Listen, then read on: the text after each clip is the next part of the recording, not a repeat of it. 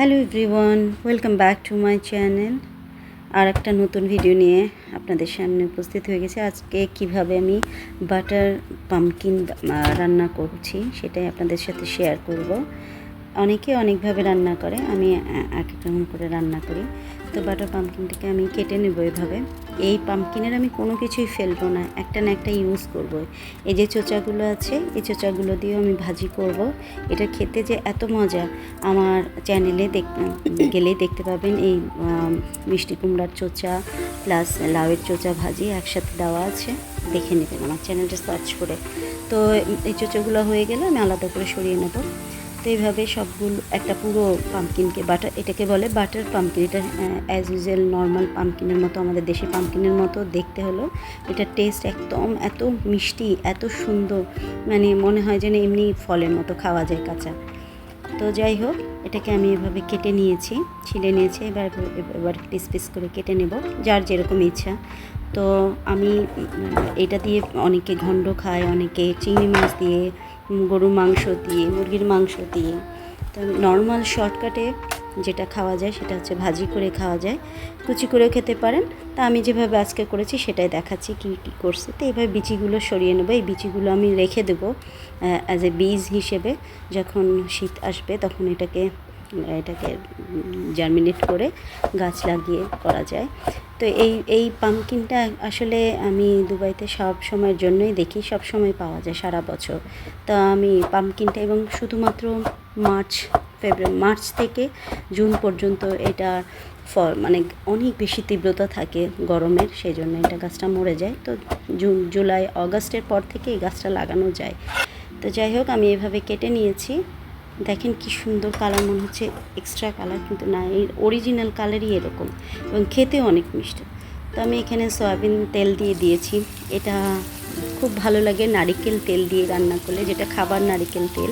তো আমার কাছে খাবার নারিকেল তেল ছিল না, শেষ হয়ে গেছে, এই জন্য সয়াবিন তেল দিয়ে রান্না করছি, যেটা ঘরে কুকিং অয়েল যেটা।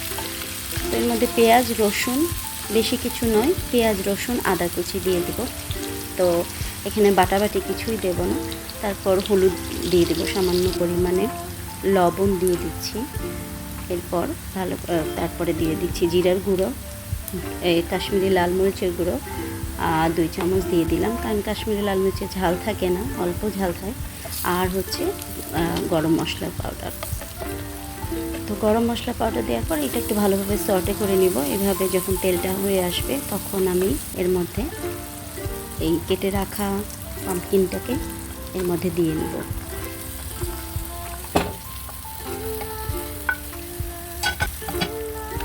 এটাকে দিয়ে আমি এক্সট্রা কোনো পানি টানি কিছুই দেবো না। এটাকে দিয়ে একটু ভালো করে নেড়ে মশলাগুলো পাম্পকিনের সাথে মিলিয়ে এটাকে ঢাকনা দিয়ে ঢেকে দেব।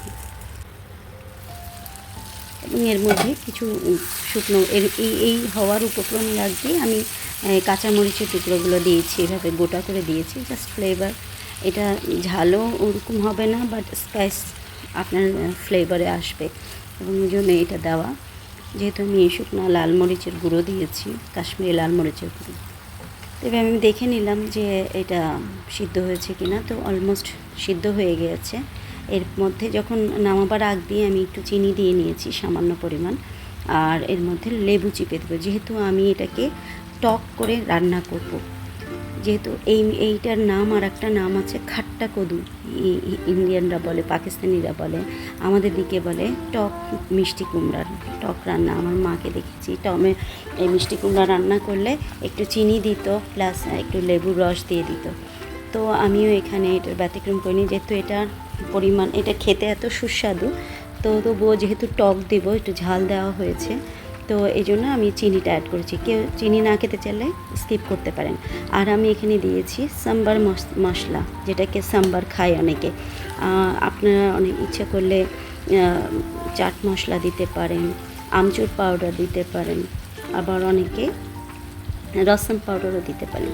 তা আমার কাছে সাম্বার মশলা ছিল, আমি দিয়েছি। সাম্বার মশলা থেকে একটা ফ্লেভার আসে, টেস্টটাও একটু ভিন্ন রকম হয়।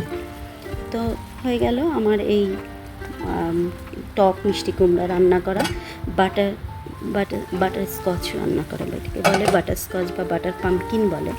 তো আমি এখন এটাকে প্লেটে ডিশ আউট করে নেব। আমার হয়ে গিয়েছে, আমি চুলা অলমোস্ট বন্ধ করে ফেলেছি, অল্প জাল দিয়ে রাখছি, জাস্ট একটু নেড়ে চেড়ে নিয়ে আমি ডিশ আউট করে নেব। তো আপনাদের ভালো লাগবে, এবং ভালো যদি লেগে থাকে আপনারা রান্না করে দেখবেন, খেয়ে দেখবেন, আমাকে কমেন্টে জানাবেন কেমন লাগলো। আপনাদের ফিডব্যাক আমাকে এনকারেজ করবে। আর আমার চ্যানেলটিকে সাবস্ক্রাইব করবেন, লাইক করবেন, আর পাশে থাকা বেল আইকনে ক্লিক করলে অল বাটন আসবে। তো দেখা হবে পরবর্তী কোনো ভিডিওতে। লাভ।